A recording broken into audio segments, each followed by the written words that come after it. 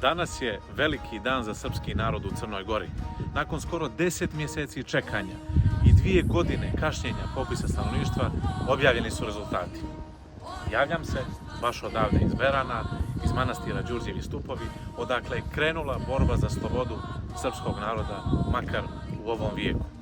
Po današnjim rezultatima popisa, Srbi čine i zvanično trećinu naroda u Crnoj Gori, odnosno 33%, što znači da nas ima oko 205.000, a srpskim jezikom govori ubjedljiva većina građana naše zemlje, što znači da su nam podhitno potrebne izmjene i dopune zakona o jeziku kojim bi se srpski jezik i konačno postavio na mjesto kojemu pripada odavno, na mjesto službenog jezika Crne Gore.